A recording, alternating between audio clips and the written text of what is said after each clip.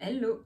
Body, pyjama et tenue, quelle quantité prévoir? C'est une question qui est extrêmement fréquente parce qu'on ne se rend pas forcément compte, c'est pas facile de savoir. C'est là où un retour d'expérience va être intéressant. C'est des sujets qu'on a largement évoqués au cours des suivis que j'ai pu effectuer des femmes enceintes que je voyais en consultation, quand je les voyais elles, quand je voyais les bébés. Et aussi, on va se rendre compte qu'il n'y a pas de façon universelle de faire. Ça va dépendre de plusieurs paramètres.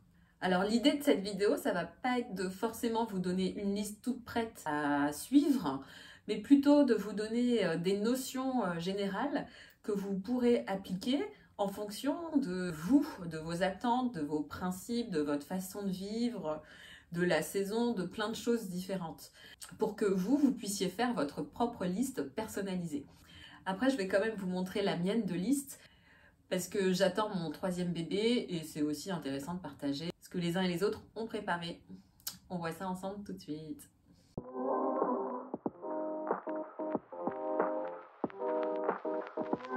Alors, avant toute chose, si c'est des contenus qui vous intéressent, n'hésitez pas à vous abonner. Ça fait plaisir, ça motive.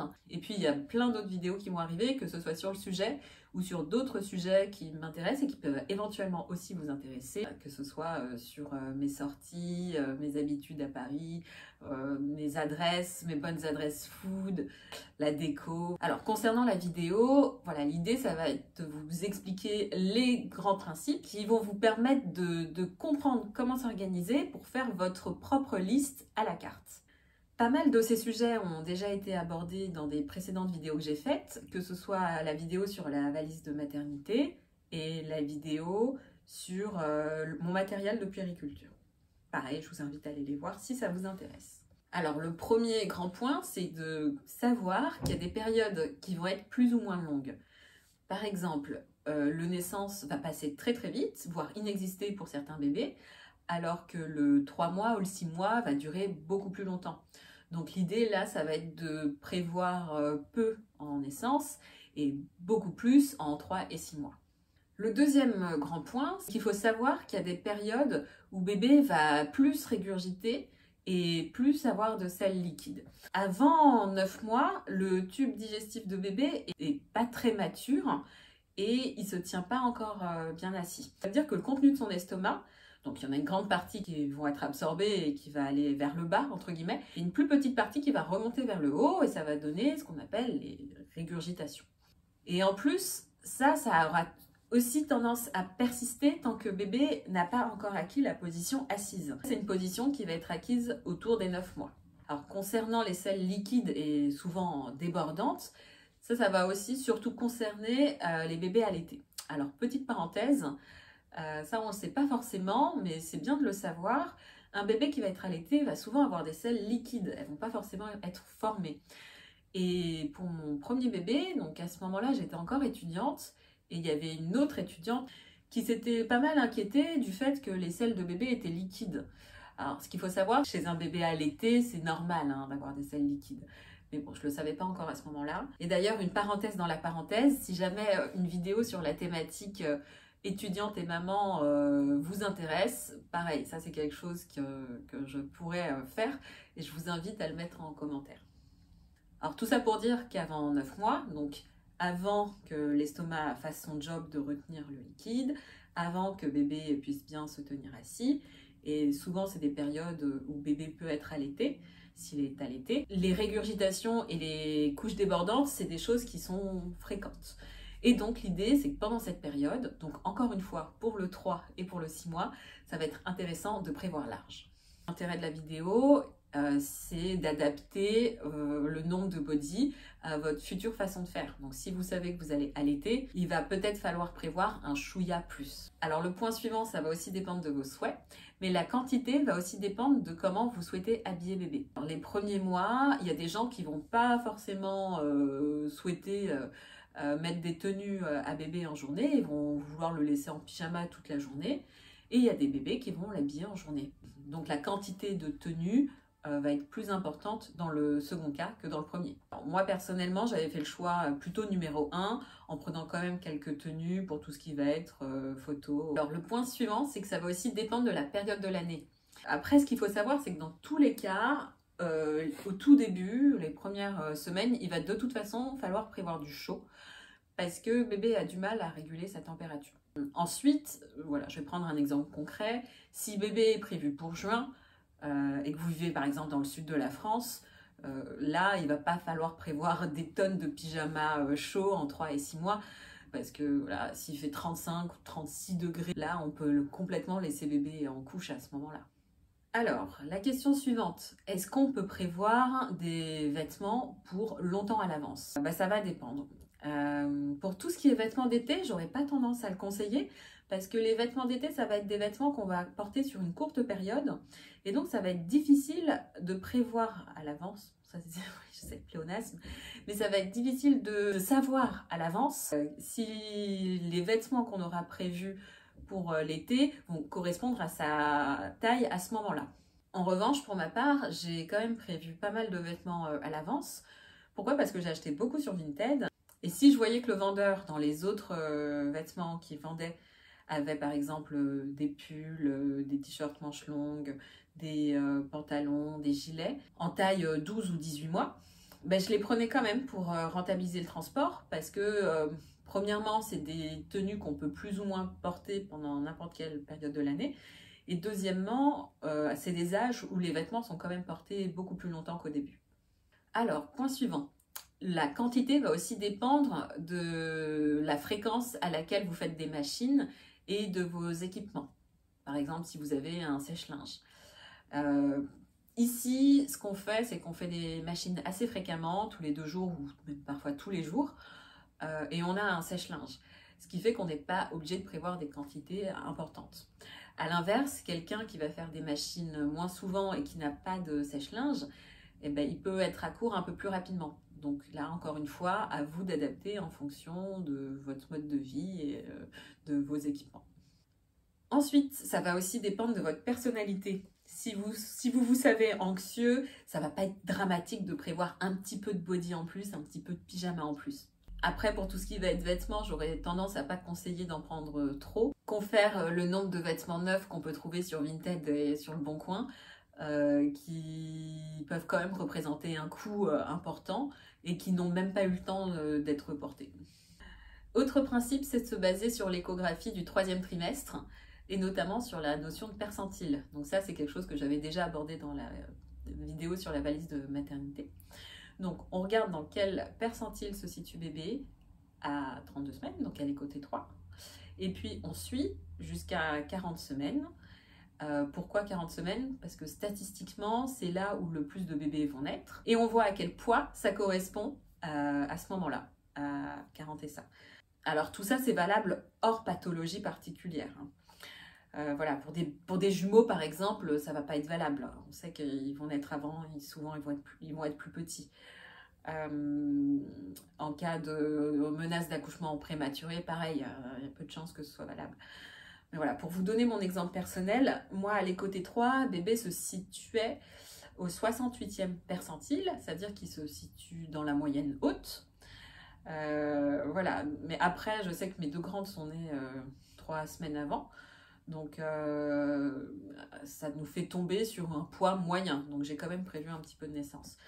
Voilà, parce que l'autre exemple, c'est si vous n'avez pas d'antécédent particulier et que bébé se situe au 98e percentile, bon, le naissance, a priori, vous pouvez oublier. Autre point, ça c'est vraiment votre point de vue personnel et en fonction de ce que vous souhaitez faire, ça va être tout ce qui va être tenue. Éviter, moi j'ai tendance à éviter tout ce qui ne va pas être pratique ou tout ce qui ne va pas être souple. L'exemple typique, ça va être les chaussures, des chaussures dures comme des Stan Smith ou comme des Converse. Nous on n'en a pas du tout prévu. Ce qui s'est passé, c'est qu'on nous en avait offert pour bébé 1. Et en fait, soit avant la marche, on les perdait toujours. On avait plein de paires, on se retrouve avec un seul exemplaire. Et au moment de la marche, ça va pas être ce qui va être conseillé, ça va plutôt être des choses souples qu'on va conseiller. Après, vous faites comme vous voulez, c'est chacun... Voilà, l'idée c'est de vous donner des grandes lignes et d'appliquer encore une fois à votre sauce. On a quand même prévu des chaussons parce que ça peut avoir l'intérêt de tenir chaud. Et enfin, là je vais vous présenter la liste que nous on a faite, ce que nous on a prévu. en fonction de notre mode de vie, en fonction de nos envies, en fonction de la saison. Donc nous, ça va être un bébé qui est a priori prévu pour février, en plein hiver, en fonction de nos habitudes, etc. Alors, tout ce qui va être body et pyjama, ils sont juste là. Bon, voilà, nous, on nous en a donné vraiment beaucoup. Mais ce que j'aurais eu tendance à prévoir, ça va être 2-3 en taille naissance, et donc plutôt du chaud et des body manches longues. 4 ou 5 en taille 1 mois, encore une fois du chaud, hein, manches longues et pyjama chaud. 8 en taille 3 mois, donc là on augmente en quantité. Pareil, on prévoit du chaud, donc pyjama chaud et body manches longues. Et pareil, 8 en taille 6 mois, là on a prévu un mix des deux, moitié manche courte, moitié manche longue pour les bodys, et moitié pyjama chaud et moitié pyjama léger pour les pyjamas. Et on verra plus tard pour le 9 mois, parce qu'il y a des bébés à 3 mois, ils mettent du 9 mois déjà, il y a des bébés, ils ont 8 mois, ils mettent du 9 mois, donc ça peut être très variable. Ensuite, concernant les brassières, donc les brassières, c'est ça. Donc là, une toute petite en taille naissance et une beaucoup plus grande. Oui, ça grandit très vite en taille 1 mois. Après aussi, ça dépend des marques. Il y a des marques, ça vous pouvez retrouver les infos facilement, mais Verbaudet, par exemple, ça taille tout petit. Alors que Boutchou, qu'on aime énormément, je vous invite à voir ce qu'ils font. Enfin, vraiment, c'est d'une mignonnerie. C'est la marque de Monoprix. A vraiment tendance à tailler plus grand. Voilà, petit bateau, c'est plutôt petit. H&M, c'est plutôt pile la taille, j'ai l'impression. Donc, en fonction des marques, ça peut avoir vraiment rien à voir en termes de taille pour une même taille. Alors, les brassières, c'est surtout au début qu'il faut les prévoir. C'est parce qu'encore une fois, au début, bébé a du mal à réguler sa température. Donc, on en a prévu pour du naissance et pour du 1 mois de chaque. Ensuite, les tenues. Donc nous, ça va être peu de tenues, hein, parce que on l'espère que ça va être des périodes où bébé, au début, va beaucoup dormir, donc va passer une grande partie de ses journées en pyjama, mais on a quand même prévu des tenues. Donc pour le coup, aucune en taille naissance, hein, ou voilà, pour la sortie d'une maternité, on a pris du 1 mois. En 1 mois, on a prévu 2 ou 3 tenues. Donc 3 ou 4 en taille 3 mois, 3 ou 4 en taille 6 mois. Et comme je vous l'ai dit tout à l'heure, on a prévu quand même pas mal de pulls, de gilets, de t-shirts, manches longues, de pantalons en plus grande taille. Parce qu'il se trouvait que c'est ce qui était proposé par les vendeurs de ce qui nous intéressait par ailleurs. Les bonnets, importants toujours parce que bébé a du mal à réguler sa température et parce que la chaleur s'en va par la tête. Donc surtout en petite taille, on en a prévu 3. Et puis après, en fonction de la période de l'année. Hein. Les gants, on en a prévu 2 paires.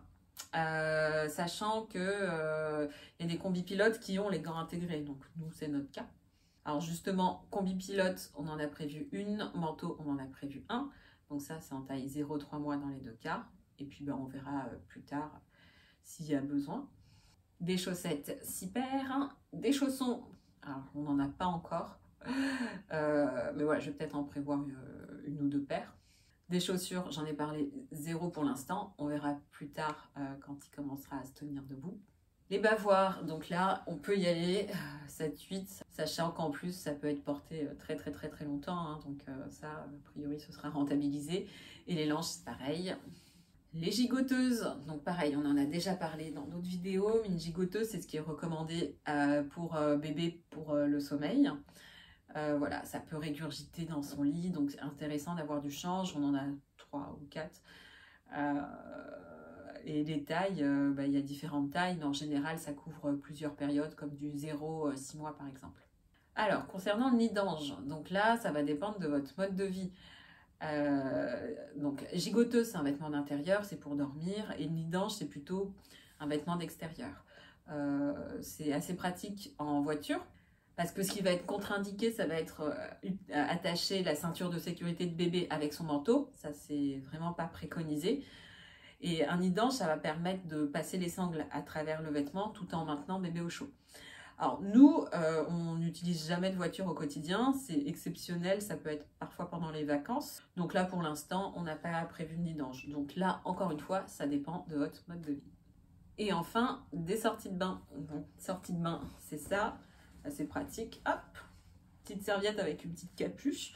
On met ça sur la tête de bébé. Hop là, on l'emmitoufle. Je sais pas si le terme existe. Comme ça. Et ça, c'est très pratique. Ça peut durer longtemps, jusqu'à un an, 2 ans, on peut utiliser la même sortie de bain. Et pareil, c'est intéressant d'avoir du change, hein, donc on en a prévu 3 de mémoire. Alors, ça va être tout pour cette vidéo. Ça, c'est une façon de faire, ce que je viens de vous détailler. Il y a différentes façons de faire, donc n'hésitez pas à partager vos listes en fonction de votre mode de vie et comment vous avez réussi à créer votre propre liste en fonction de tout ça. Voilà, je vous invite à liker, pareil, ça fait aussi super plaisir la vidéo si elle vous a plu. Je vous remercie de l'avoir regardée et je vous dis à bientôt. Bye!